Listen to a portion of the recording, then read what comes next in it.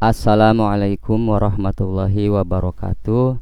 Perkenalkan, nama saya Rosid Bansuri, mahasiswa Sekolah Tinggi Ilmu Ekonomi Budi Pertiwi, Program Studi Ekonomi Pembangunan, dengan nomor NIM 2211000087 kelas EP01. Di sini saya akan mempresentasikan tugas mata kuliah Kesehatan dan Keselamatan Kerja atau K3 dengan dosen pengampu Insinyur Pedro da Silva STMT dengan tema pengawasan norma lingkungan kerja.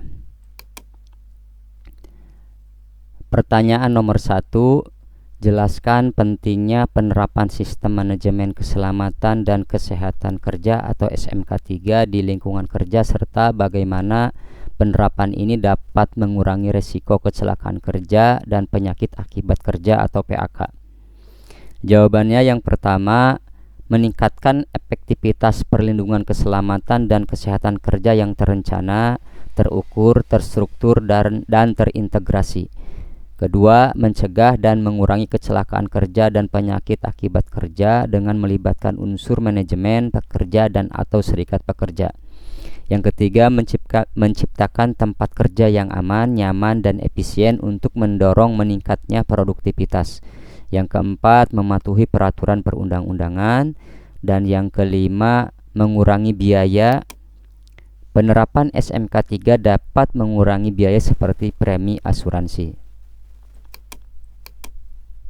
Pertanyaan yang kedua, uraikan peran nilai ambang batas atau NAB dalam pengawasan lingkungan kerja.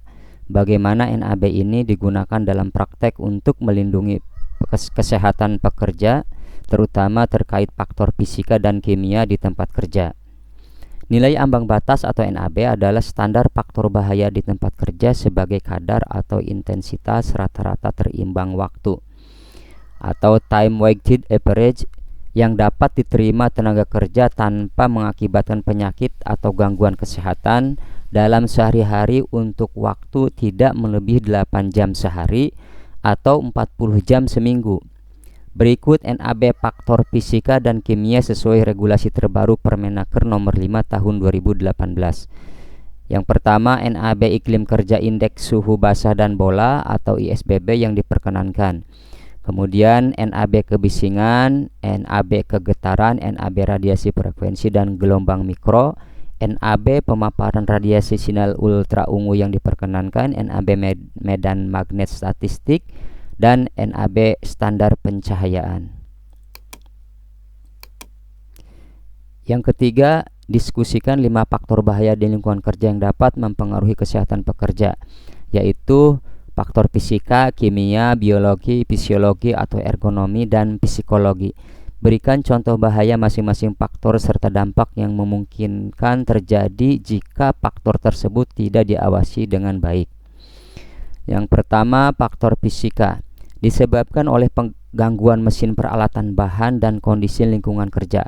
Contoh, suhu area kerja yang panas, dingin, atau ekstrim. Kemudian faktor kimia dapat menyebabkan penyakit karena gangguan bahan kimia dan turunannya di tempat kerja. Contohnya kebocoran gas dan tumpahnya bensin atau pelumas. Yang ketiga, faktor biologi yang disebabkan oleh makhluk hidup misalnya hewan, tumbuhan, serta mikroorganisme yang dapat menyebabkan penyakit. Contoh, bakteri dan jamur. Yang selanjutnya, faktor fisiologi atau ergonomi yang disebabkan oleh ketidaksesuaian antara fasilitas kerja yang meliputi cara kerja, posisi kerja, dan beban angkat terhadap tenaga kerja. Contoh, peralatan kerja yang tidak proporsional. Yang selanjutnya, faktor psikologi yang disebabkan oleh hubungan interpersonal di tempat kerja, peran dan tanggung jawab terhadap pekerjaan.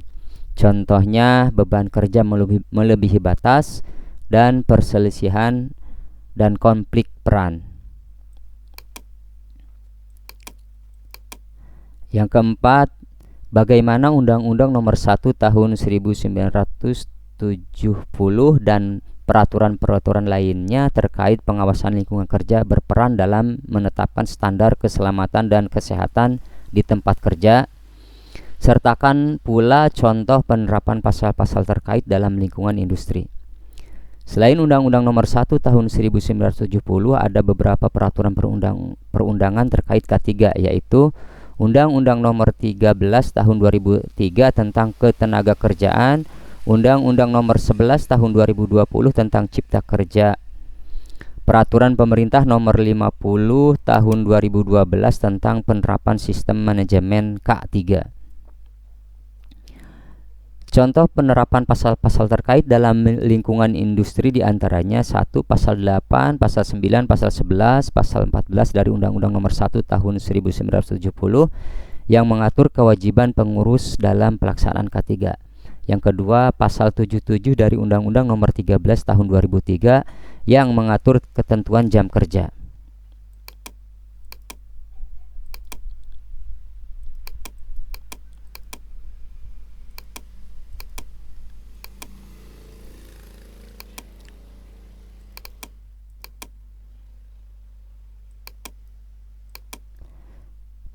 Pertanyaan yang kelima, apa saja langkah-langkah yang dapat diambil perusahaan untuk memastikan kesehatan dan keselamatan pekerja melalui pemantauan dan pelaporan lingkungan kerja?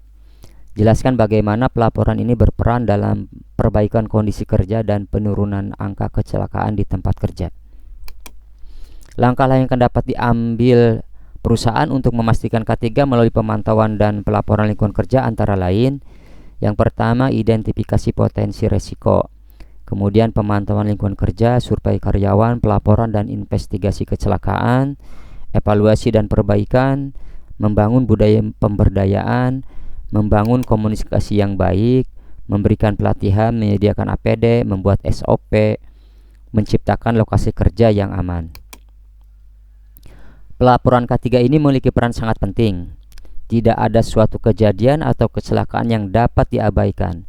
Setiap kecelakaan kerja baik kategori minor, sedang maupun mayor harus dibuat laporannya secara menyeluruh.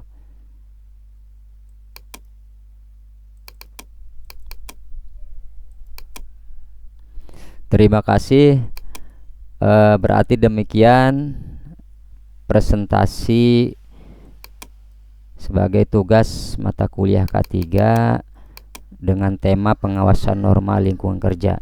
Itu saja mungkin yang dapat saya sampaikan. Sekali lagi mohon maaf atas kekurangan dan lebihnya, dan kami ucapkan terima kasih atas perhatiannya. Wassalamualaikum warahmatullahi wabarakatuh.